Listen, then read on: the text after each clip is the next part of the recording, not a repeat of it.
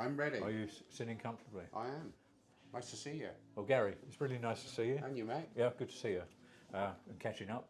And I'm going to talk a little bit about your career. And then we're going to talk about you.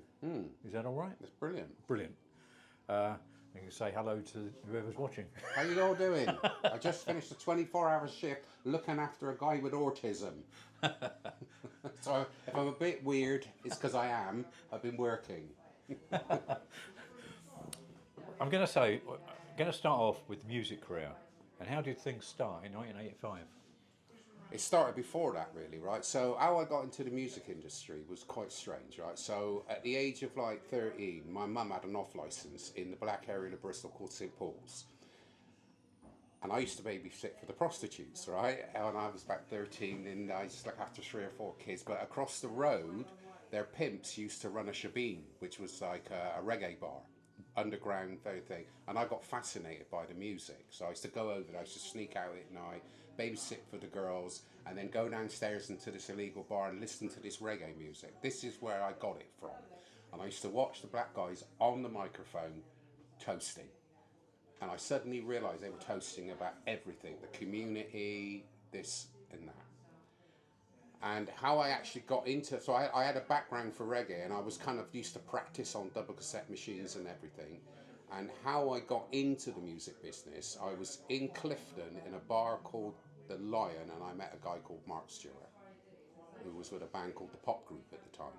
And I had a gold Jaguar parked outside, and he explained to me he was going on tour to Holland, but he didn't want to go with the band because he'd had a row with them, and would I drive him there? And I went, yeah. I've never been anywhere before, like, nowhere abroad. Anyway, got my passport and we went. And then that's where I met Adrian Sherwood. Songwriting, are they your words? Not all the songs that I did, but they were collaborations, right? There's certain songs that belong to me, like Beef, and then on this new album, most of them. But the early stuff, I was only ever good at ad-libbing, but Skip McDonald, the guitarist, he used to say to me, well, what was that? Let's write this down. And then I would end up with 1 or 2 lines that I would write at home, or the best way I could, or I picked some up off the TV. I'm a great one for Radio 4. Yeah. Like Privatise the Air. I saw this man with an aerosol can, came off of Radio 4 one night, and I just woke up and I was, this is fantastic. And then I met Andy. Anyway, it's another story to that. So I would have like bits of paper. Do you know what, right? Just to show you, if you don't mind a second. Yeah, sure. If you don't mind a second, I think. It's not the piece of paper under the table, is it? No, it's not the piece of paper under the table.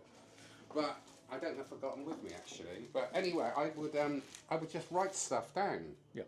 Right, and then I'd have all these different lines and whatever, and I'd write kind of like poetry, but it made no sense whatsoever, but it made sense to me.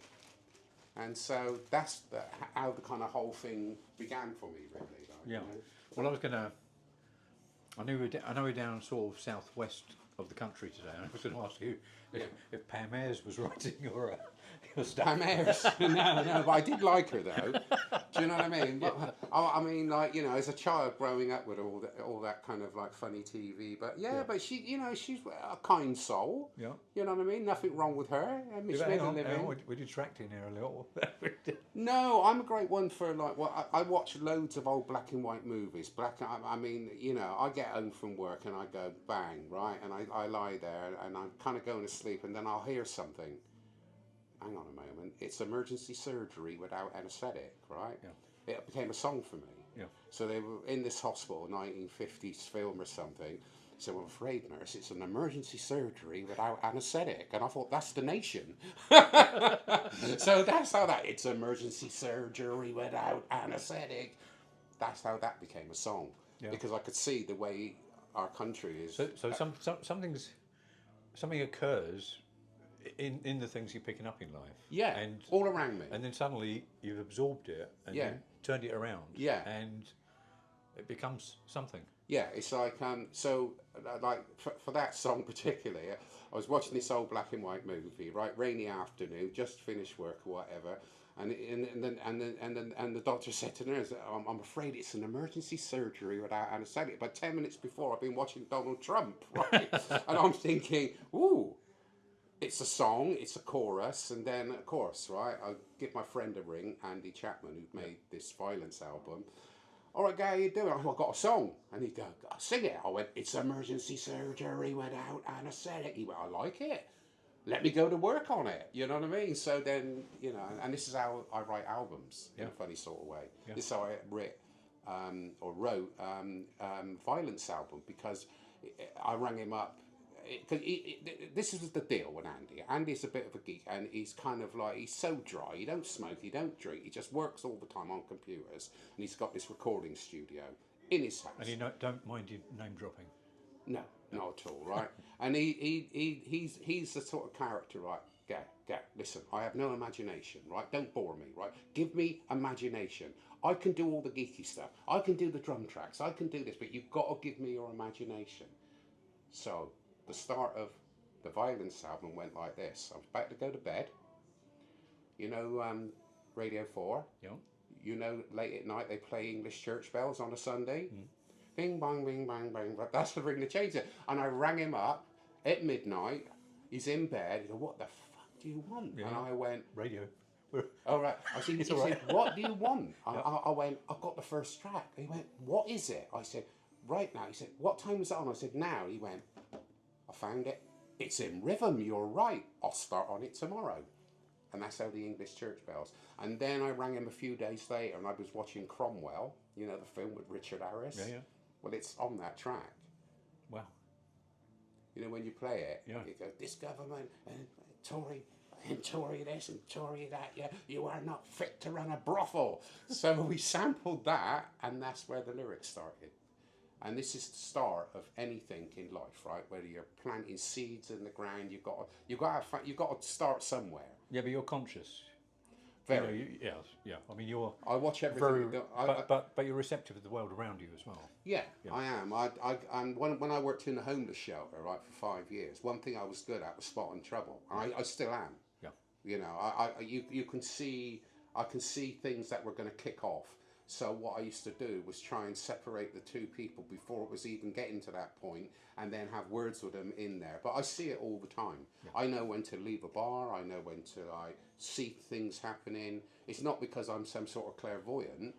I just pick up the information around me, and especially like what's going on. I mean, honestly, it's hard to explain. But when you watch TV and when you watch all this, right, and then there's so much crap going on, right? And then you kind of like start getting rid of the mist and what filters.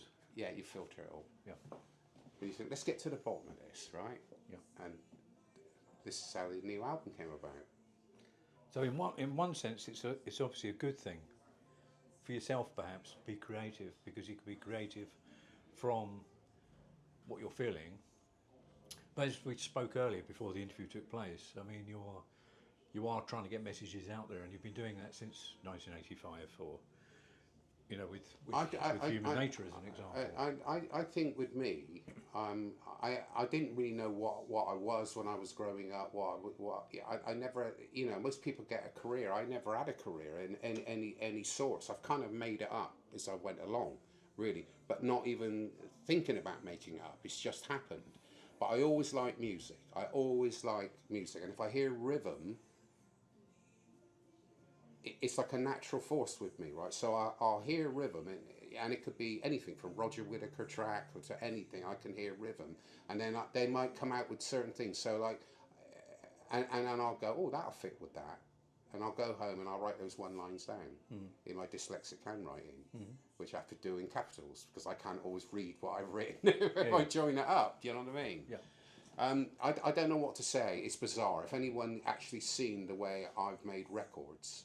In the past, I had Adrian Sherwood with a gang of really talented people who saw something in me that they wanted to make records. Okay? And my input would be coming out with these bizarre things like Beef, How Low Can You Go?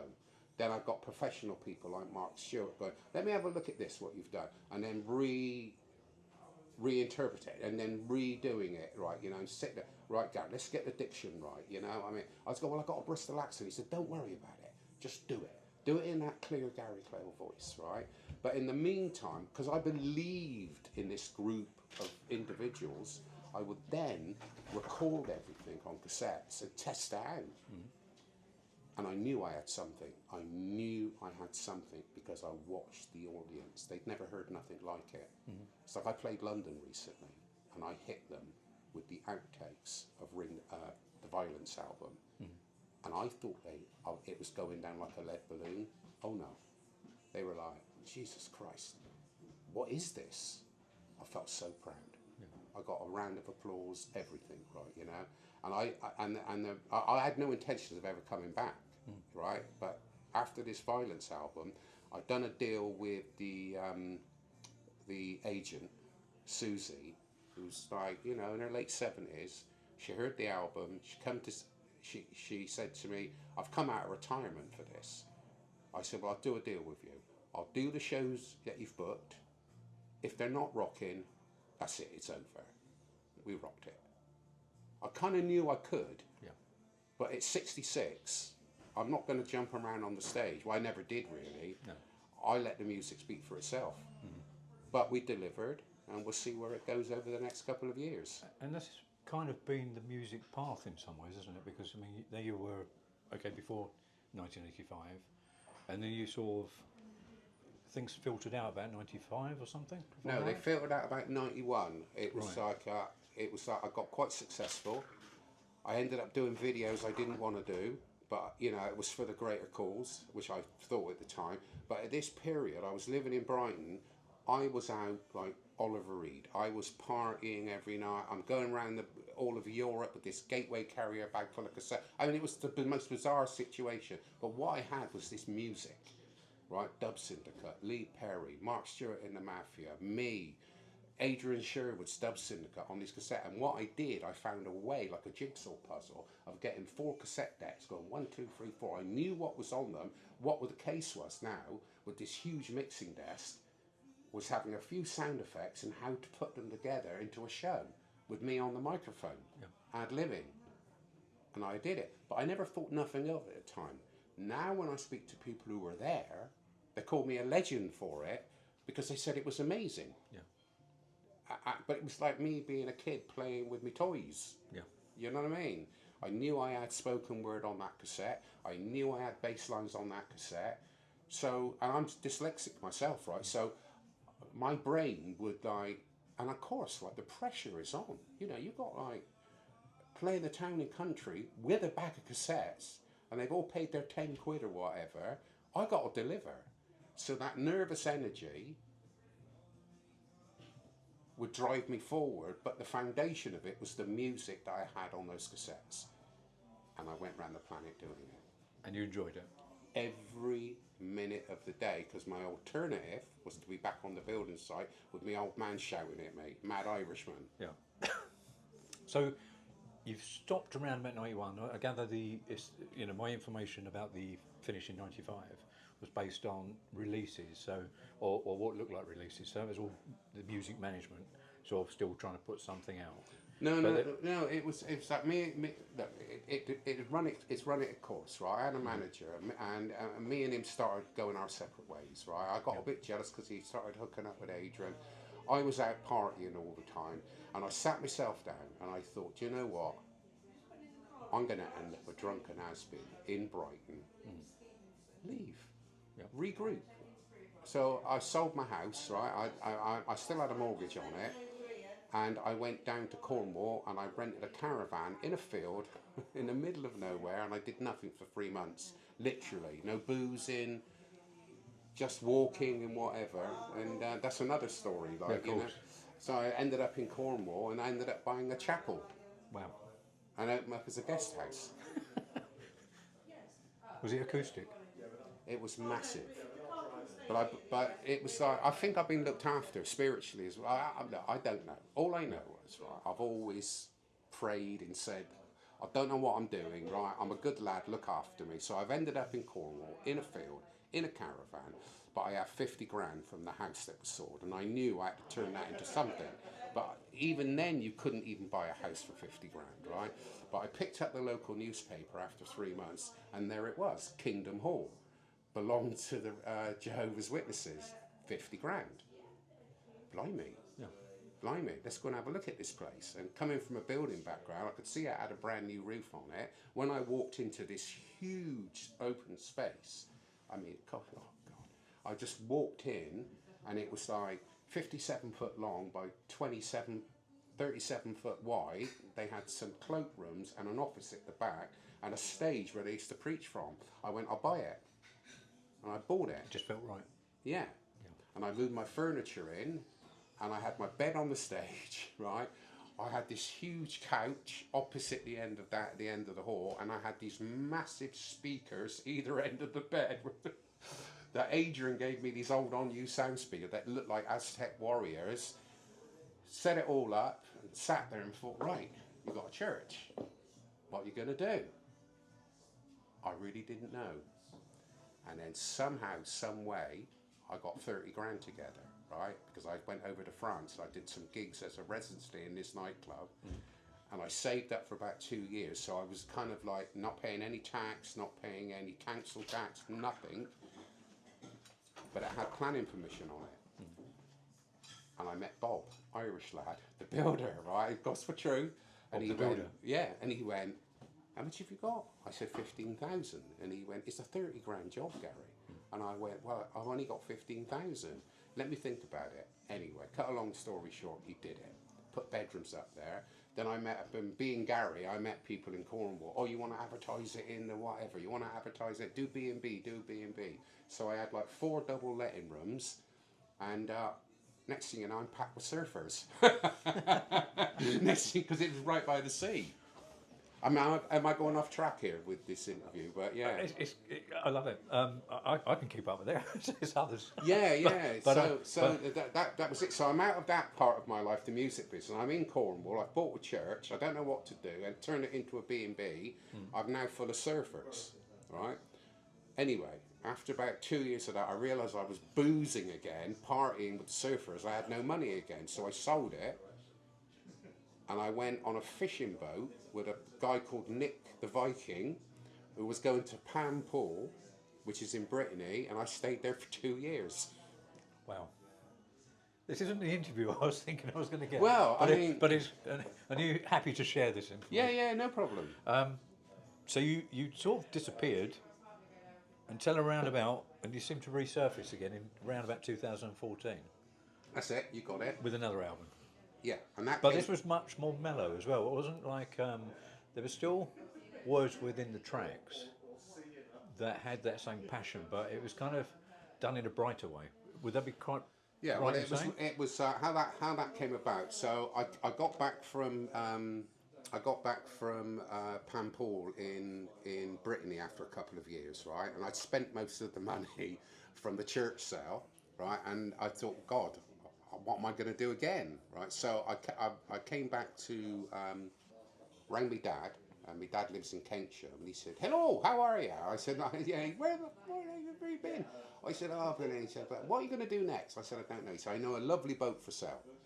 It used to belong to him, right? So he was going to make a few quid off it anyway, because he's like that, right? It was hilarious. Anyway, I looked at this boat. It was on the river, had electric power. The boat was lovely. I bought it. I'm now seriously broke, right? I've gone down to Bath, and I'm in a bar called the... can't remember. It was a gay lesbian bar, right? Okay. And I've gone in there on the afternoon. A guy looking at me going, are you Gary Clail? I said, I am. He said, why don't you make records anymore? I said, well, I think my career's over. He said, what are you doing? I said, well, I said, I'm kind of living on the last bit of money. This is how I got into social services. He said, I run a night shelter. I need people. I said, what do you do in this night shelter? And he went, everything you sing about. Everybody needs food, clothes and shelter. He was a fan. Yeah. Started working there. Whilst I was working there, I get a phone call. This guy called Andy Chapman. And Andy Chapman went, my name is Andy Chapman. I want to make an album with you. And I said, why? He said, because I think what you do is brilliant. Anyway. went on. He came up to Bristol. He's from Southampton. Met me, and we made our first album together, which was Nail It to the Mast. And I then was just chucking the kitchen sink and see how good he was, really, like the Vikings and all this, right? I was just taking little bits of information, and because he's so creative and geeky, I could literally give him my imagination. That's how we wrote it. Brilliant. Yeah, bizarre. Yeah. Yeah, and that's how I met him. But then that was that, but then it didn't start again until around about, what was it, 22 or something? Well, Gary being Gary, Yeah. I was in, where was I now, right? So I was living on the boat, I met Andy, and then all of a sudden, I went to see my friend Jenny Barlow on the Isle of Wight. And she said to me, big music fan, come and see this DJ, right? He's from Japan. It was packed, it was in a church, funny enough. I went in and I watched it and I listened to it. I got so jealous. I was like, hang on a moment, he's been listening to my records. He's been listening to Tackhead sound system, right? And he's got really good at what he does, right? So I got my hair off, right? I rang Andy. I said, I'm not finishing my career on Nail It to the Mast. He said, why? I said, well, I saw this DJ, I got a bit jealous, but he's ripped me off, which I don't mind. Because everybody takes a little, we're all magpies, right? Yeah. I said, he was any good? I said, yeah, we're going to nail him. And he went, you want to make another album? I went, yeah, but we're going to chuck the kitchen sink at it. But it's not about what anyone wants to hear, it's about what me and you want. Sink or swim. So we did it. And then that album came out, and then all of a sudden I get an agent from playing a festival last year, and I ended up playing London, Manchester, Beautiful Days, and where else was it? Nottingham. Nottingham. Yes. So it's starting again. And you got Tony with you as well? I got Tony. How I met Tony, I played a tiny little gig in Bristol to try and, because like, not only do I play this Violence album, I play everything. Because I've got everything on memory sticks now, right? But he's built me this box. Honestly, there's so many stories I can tell you. But he's built me this box, and this is the computer guy, and he's built me this box, and I got 4. So basically, it's an upgrade from CDs. Yeah. So I've got 4 memory sticks in a little case, a bit like your little flight case. Yeah. He's built me a mixing desk, and then you flick these 2 buttons, and a panel comes up, and it's got all the track listings on there. And once I got my head around it, it was just like mixing cassettes, so I can mix memory sticks with spoken word, bass lines and everything. And he took everything, that's another thing, right? So when I left the boat, he said, where's all the music? Where's the cassettes? Where's the bags of cassettes? I had a dustbin liner full of them. He spent a year driving to work to Toshiba, all the way from Southampton, putting these old cassettes in, rubbish. Brilliant. He said he had 1 seat there full of rubbish and the back seat full of the good stuff. He transferred everything into the computer. He cleaned it up. Then I went to his house and we did about 5 live sound systems, like I was doing a gig back in the day, but it's all up on a screen now. And he's put everything on memory sticks for me. Wow. Yeah. I can go anywhere across the planet again. No. So we've come up to the now, but just before we continue with that bit, if we can just roll back. I remember you telling me that story about the people you got assembled for your Top of the Pops experience.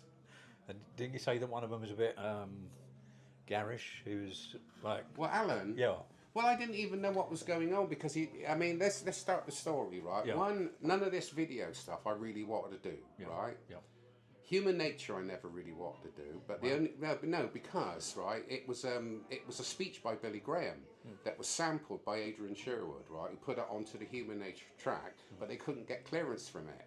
So I get a phone call from a guy called Brian Reeser, right, who was part of RCA. They said, you've got to voice it. We can kind of legally get away with it, right? And I'm like, listen, right, this is Billy Graham here, right, Anyway, I did it, and I did it to the best of my ability, and they loved it, of course, right? And it went bang. Next thing you know, I'm on top of the bloody Pops. But let's get the story.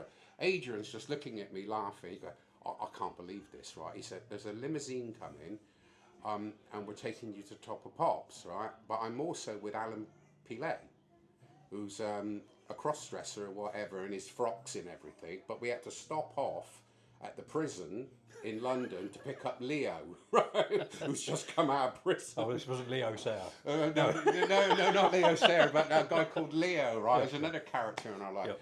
Picked it. Anyway, we went to the Top of the Pops, but then I don't know what happened, right? I don't know what happened, but they wouldn't let Alan wear his dress on Top of the Pops. Remember, this is 1991, before anything goes Everything now. changed, yeah. And they told Alan he's got to tone it down. I thought there was going to be a fight, you know what I mean? But anyway, we did it. Yeah. We did it. We delivered. But my kind of life changed then, and I wasn't sure if it was for the better, because now my phone didn't stop.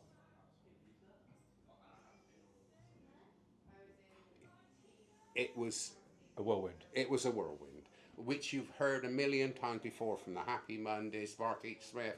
When it goes, it goes. I gather you're taken out of your life in a way then. Are you removed? Are you Well, managed? the thing was, right, so all of a sudden, I'm just, before Top of the Pops, I'm going around, I'm just pure Gary, making a good living, playing wherever. Dodgy old pub. I had an agent called Mike Inc., right, it was brilliant. Germany, France, Italy, Holland, and I'm loving it. I'm basically a kid with a jigsaw of cassettes, on a microphone, delivering. Next thing you know, it's getting all business. Right, you've got to be here, you've got to be there, phone's going mental, getting on. It was crazy, but I wouldn't have missed it for the world. No. I wouldn't have missed it for the world. But these things are worth fighting for. It almost seem like a sequel to Human Nature in some senses. Would have sort of be right in saying that. You would. It's a heavy record, right? Because the record company, right, you know, I mean, I said there is no choice. These are the records on the album. Mm-hmm. And bless them. I think there was a few people rooting for me because, you know, you got to remember, right? No one really wanted those sort of records in the charts. These things, one law for the rich and another for the poor. But kind of somehow, I'm getting back in. I think it was from a girl called Morel at RCA. Right. I think. Because someone's got to have a political justification for doing that themselves in order to... Because you know it's rebellion, isn't it? In some senses, it's like it's as rebellion you say, without swearing or you know what I mean. It's not like, you know, whacking up me bitches and all this sort of stuff. It's full on. Yeah, it's full on, right? You know what I mean. But that was. Did that worry you at any point? Huh? Did that worry you at any point? That you were sort of pointing the finger at particular people and wondering if people would? I don't know. I mean, try and keep you quiet. Well, I've wondered about this with Barabon Babies, you know, off the new album, right? I mean, Jesus Christ, right? I could get assassinated over this. Do you know what I mean? It's like, but no, what it was, right? So RCA were going, we want to do a video. I was so proud that they wanted to spend like 20 grand on a video, and they went, have you got any art? I went Poland in the winter. It was the only place I could think of. Do you know what I mean? And they found this director, who was, I think, a friend, this Morel girl. I know her, but she's always been quiet about it. And he wanted to do it in black and white, old Russian film. He found this old Russian black and white film. It was brilliant. I mean, the whole video is brilliant. It's just, it fits with everything. In theory, I mean, you know, we've rolled on 30 plus years, really, from that period. Yeah. So, you know, as you say, what they did then, with limited resources, I just, listen, right, I think my whole career has been fated. My whole life has been, it's been so bizarre. It's been so bizarre. Like I said, growing up in Easton, babysitting for prostitutes, meeting Mark Stewart, going on building sites, went for bloody prison once for shoplifting, right, because I didn't pay the bill. Right, then kind of getting in the music business, having a hit record, going across the planet with a carrier bag, coming back to England, right, ending up working in a homeless shelter, then getting another job, keeping children safe with it, you know, from sex offenders, from that to autism, end up living in Trowbridge, and then getting an agent at 66 years of age who's retired, who's about 75 herself, who's wicked, who can't stop laughing when I chat to her, because we've got a plan. And the plan is, me, her and Tony are all pensioners, and we're going to go around the planet in rocket. In a bus? On a rocket? No, and rocket. Just rocket. Just rocket. You know what I mean? Yeah. And I said, that's the deal. Yeah. We'll just go everywhere. You could use your bus pension. Bus thing. pass, yeah. Pass, But her daughter came to the concerts that I've just done. She was in tears, and Tony's son came, right, who's at university, filming everything, And he was crying, going, my dad... Well, he loves you. I mean, I was chatting to him in Nottingham the other year, and he couldn't stop talking about you. Well, I really liked him, and he was well. I said, don't worry about it, just film it. Don't worry about it. Everything will be fine, right? But what he felt so proud was his dad, who's 70, Tony, Susie the agent, 75. I'm the youngest member at 66. We just played London, right? Islington Assembly Hall. We just played Manchester O2, right? You know what I mean? It's like, but why not? Why not? Why not? And it's still underground. You only live once, don't you? It's still underground, right? It's still what I want to do. Because even Andy Chapman said to me, I said, how do you feel? Because he mixed the London show, right? And he went, go. When I used to come and see you in the 90s, I used to go, I want to make an album with him one day, right? He said, not only have I made an album with you, you've given me some money, and I'm hearing my work with your voice in London, and it's rocking. I said, was it rocking? He said, Gary, it was heavy as fuck. It was heavy. How proud am I? How proud was he? Well, you tell me. Huh? You tell me. Oh my God. Yeah. I mean, honestly, can you imagine doing something that you love, where you've not had to sell out every record you've ever made? It's pretty good, right? They're pretty good. I think there may be one or two on Nail It to the Mast that are a bit iffy, but every record that I'm kind of associated with, Tony Gleed from the Dublin Castle, he does a radio show, and I wasn't even there, I was listening to it. He went, that Gary Clail, he said, you know what, right? He said, every record he's on is not bad, is it? The bloke went, yeah.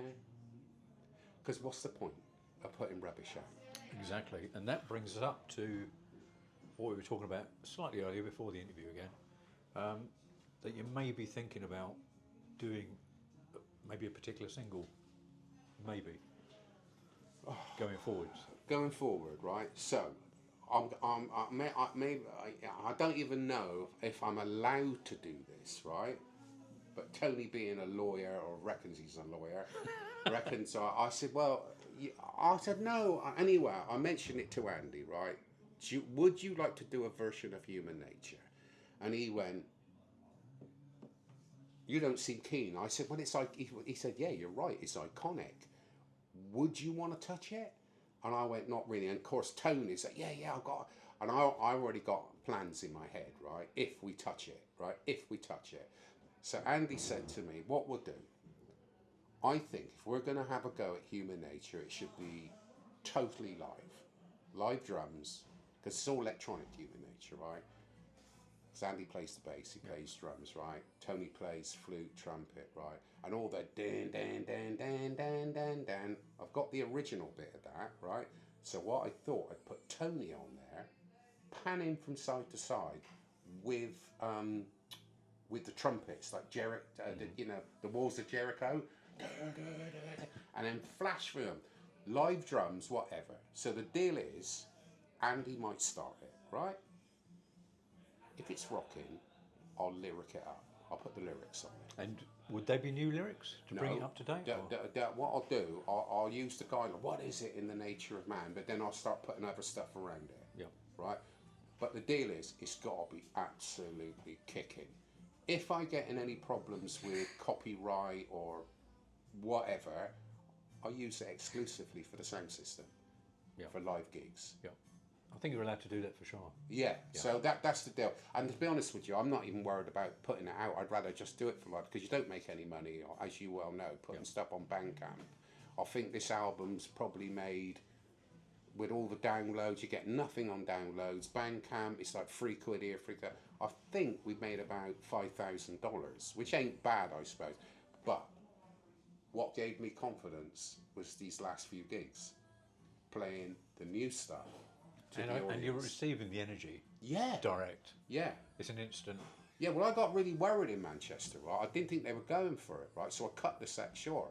And I had Sandra, a girl, come up to me and say, why did you leave? You thought we didn't like this, didn't you? I said, well, I was getting a bit worried. I said, Gary, we were listening. Your voice is booming. It's clear as a bell. They were watching you. You don't really do a lot. You just kind of got this thing about you. Aura. Well, I don't know if it's that, but it's when you get that kind of heavy bass lines, right, and you've got this kind of like, I don't know, this Oliver Reed preacher character up there. Do you know what I mean? And violence, it marched through your eyes. You know what I mean? It's like, it must be kind of a little bit odd, to say the least. But it must be kind of like, well, I asked Andy, what's it like? There are a lot of new artists these days. If they are able to sort of break through, they are in this sort of position where they do maybe just have a sound system and have people just surrounding them. So it's obviously very different to like the old days where it was just pure stage and distance. Yeah. So it's like you're almost in a weird kind of way ahead of time. Listen, right, when I first started, remember, I watched at 13 years of age, going down to these Jamaican clubs in Bristol, a guy with one deck, stack of dub plates, needle, and pick up the microphone. We gotta get a cure for the cancer. Bob Marley was dead at the time. I was back, whatever. Gotta get, and I thought, this is mint. Take off the needle. Yeah, man, we go back with that. Bang. So that's what and because I had access. Because remember at the time, right, when I was with On New Sound, I'd be sat in the corner just recording everything. And no one ever said, what's he doing with these cassettes? And all I was doing was going home with a double cassette machine, running through like sometimes 90-minute cassette of the same track. Yeah.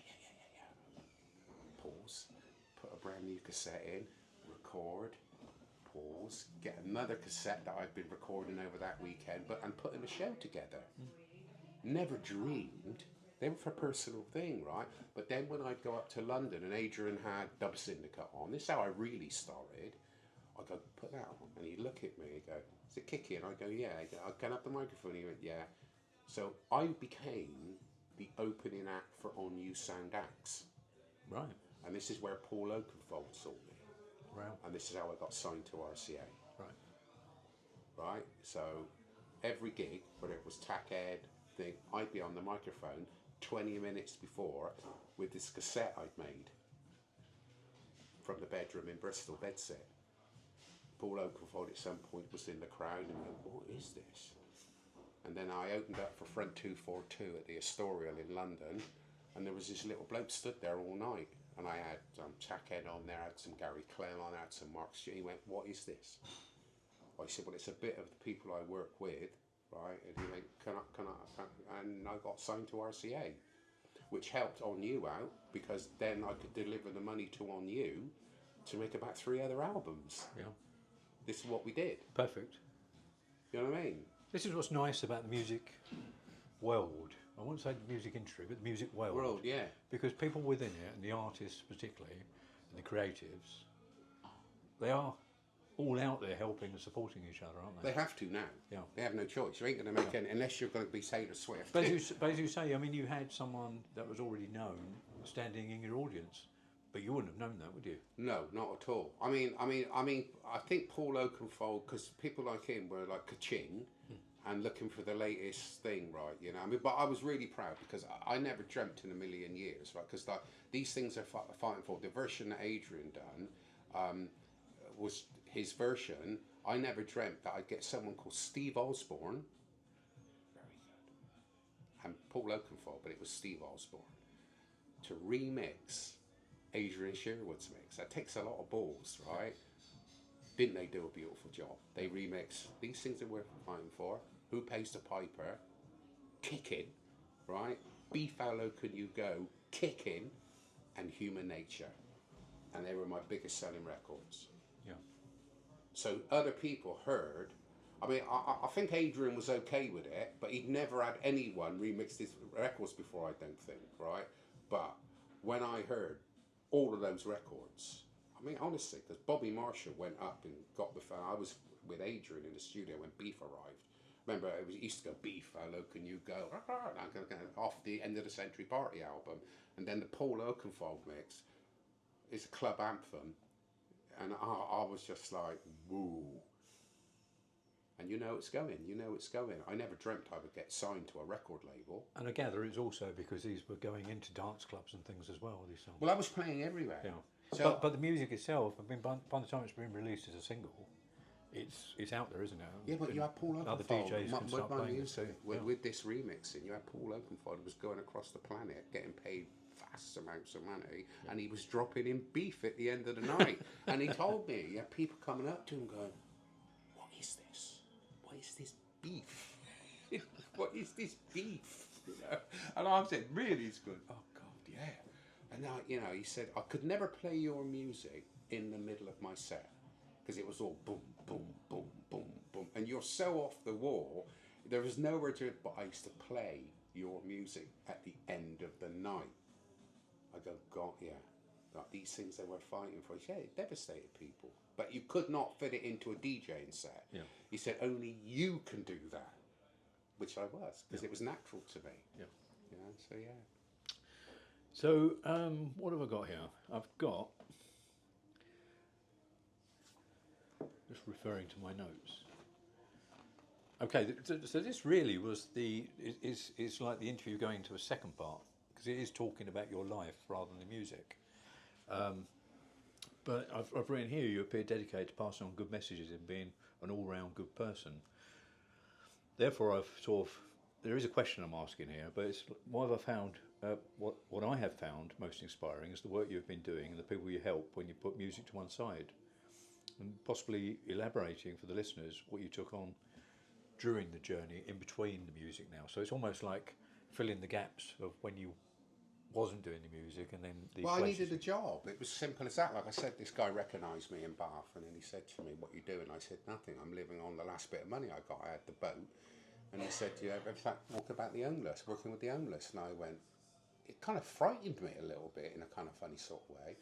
And he said to him, I said, "Well, what do you do?" And he went, "What you sing about. Everybody needs." Anyway, I went for this interview and they gave me the job. My God, when I walked into this homeless shelter, and it was crack cocaine, people coming down, fighting, testing me. I didn't even know if I'd last a week.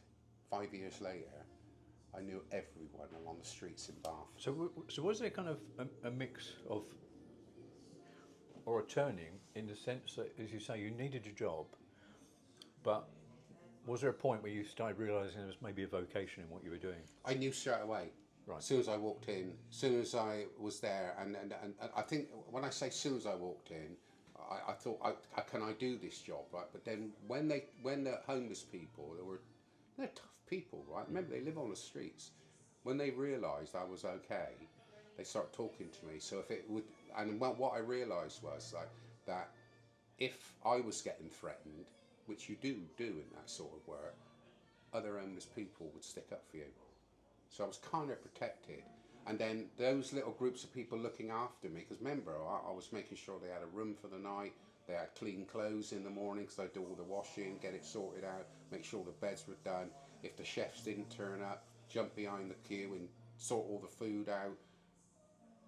The information was going around. If you met Gary, and then of course, right, I get a phone call from the Bath Library. Well, they found out my name's Gary Clail, right? But they'd all gone up to the library, or a lot of them, on rainy days, watching videos of me, and then coming here. You used to make records, didn't you? You, and I was like, well, yeah, I made a few, right? Yeah, there's something wrong with human nature, mate. You know what I mean? And so it was quite bizarre, really, like, you know. And then I got really good at what I did. That's actually like life imitating art in some ways, then. Yeah. Because you're singing about human nature, and then a few years later, you're involved doing things about human nature. I mean, Yeah, as you said, but you might have got it into your head that I planned all this. I know. I went down this kind of river. I mean, like the Dreads, right? I used to play with Dub Signal. They used to say to my tour manager in London, "You see, man, Gary's like this, right? Gary, you see, they were in Holland, right? And they were looking at these ships being tied up. One of the Dreads just went, you see, Gary's like one of those ships. If you let that rope go, he'd just go floating off." And it kind of made sense, really, because that's what my life's been like, you know what I mean? But yeah, it was never a vocation. But what I realised was that by being myself, keeping that place running, passing on information to other colleagues about let's get them rehomed, you know, giving information away and whatever, that these people really like me. And I was kind of protected. So when I walked through Bath, like for instance, an ex-girlfriend came to see me from Austria, and we walked through Bath together. And she's very wealthy, and she don't really like homeless people, right? And it freaked her out. Gary, how you doing, man? How you doing? Yeah. Nice looking bird you got there. And right, do you know what I mean? And she was like, they like you. I said, well, why wouldn't they? I fed them. Made sure they had a clean bed. Made sure the shower was hot. You know what I mean? Yeah. I'm maybe bigging myself up a bit, but I don't know, right? You know what I mean? It's like, you know... No, but would you say you've, in the circumstances of working in that profession, I mean, you're putting them first. You weren't, you know, you had. Yeah. No, I mean, exactly. I used to, because I've not driven a car for like nearly 15 years, right? And it wasn't because I didn't want a car, but I used to drink too much. You know, I mean, I kept losing the car. Right? I'd go out for the night and couldn't find my car the next day. Like, you know, similar with my bike. So I've had a few push bikes in my life, right? But I used to ride to work, even if it was the coldest, kind of frostiest day, and I had a cold because I had the keys. Because I got, you know what I mean? It's like certain people had keys to the place, and these guys and women would be waiting at 6:30. So I'd been there in bed, might have had a skinful the night before, and think, I've got to go to work. No. Gary, get up, ride the bike, only 5 miles. There are people relying on you. And that's what I did. Yeah. Made sure I was there every shift. And you said earlier about your integrity, the fact that, you know, you could be ill and you could be even close to dying, but you will be there. You have to. Yeah. I mean, listen, right. You know, I mean, honestly, right. I do. Like I said, I don't know how I ended up in social service, but I do laugh. Andy laughs about it, right? So you're singing "Everybody Needs Food, Clothes, and Shelter," and from what's happened to you, being dragged into looking after people with no food, no shelter. I went, yeah. Overall, do you think you've, I mean, it's almost like you've been projected with a really interesting overall perspective of life.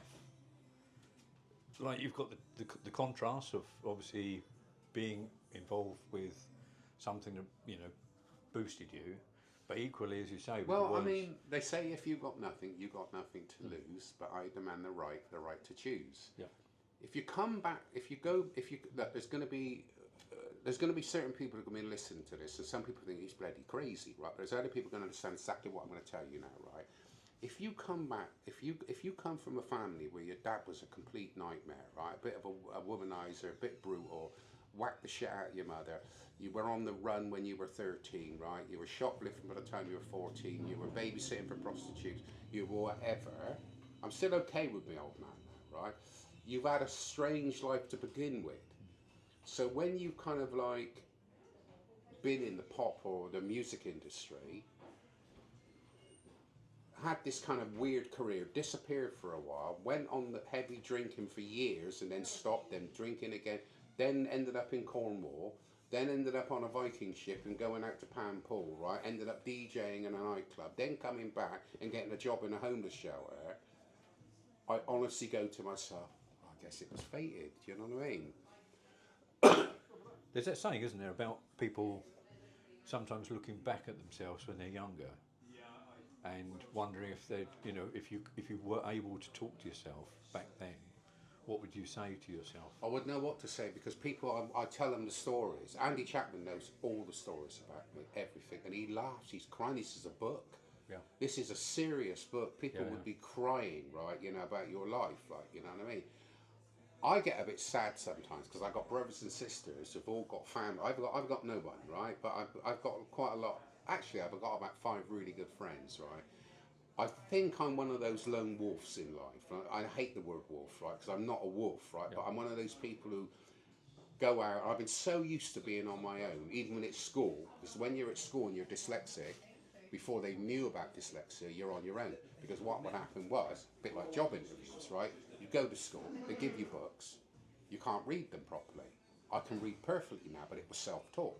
When I left school, you go for a job interview, and the first thing he used to say to you back in the day was fill the application form in. you didn't get the job. Yeah.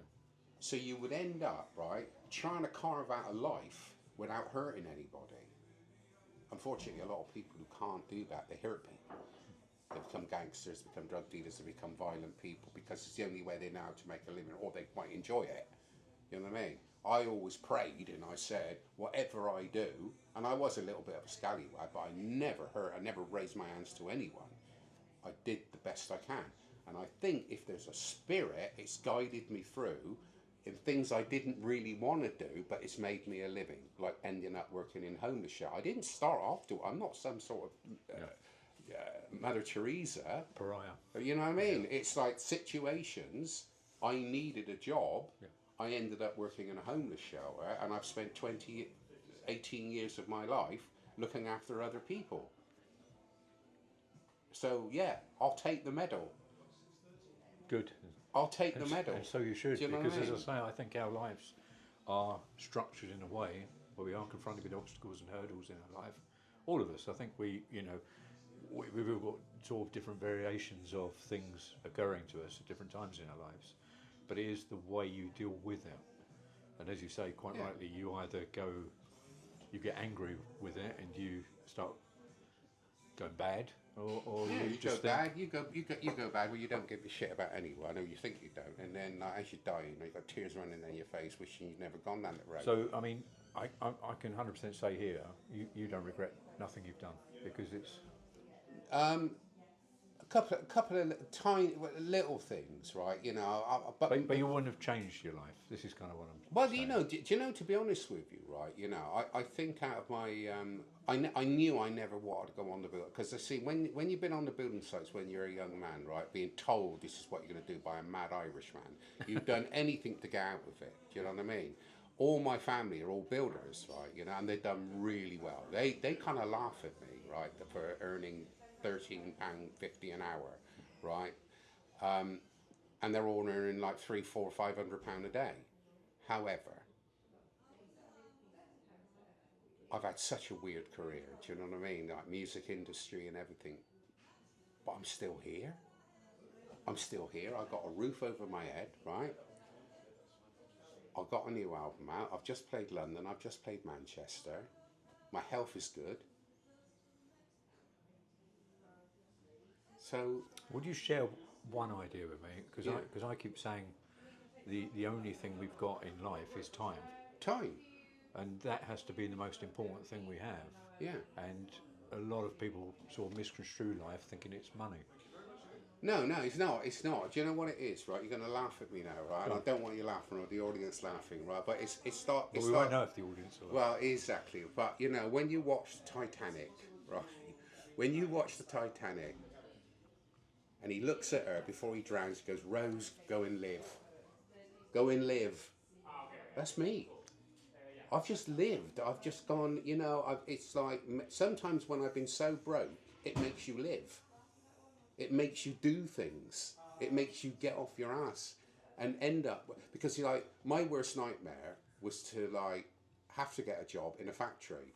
So I went for the I didn't go for it. I was chosen for it. I went for the hardcore, looking after people in homeless shelters, people coming out of prison, people whatever. But to me, even when it scared me of what I've done, it's still better than working in a factory. Because I know I'd have been sacked within 2 weeks. Or I'd have robbed the place. And they'd have been completely broke and I'd have been back to my old ways. You know what I mean? There'd have been lorries turning up, you know, full of tyres or eggs. Do you know what I mean? But, you know, I mean, that's what would have happened. That's crazy stuff, isn't it?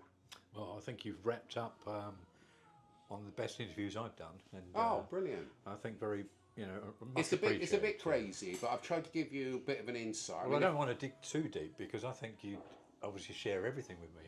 Well, no. It's like, you know, I can condense the whole. I did it the other day. Somebody said they were getting a bit weird with me, right? And I just went, no, it's all right.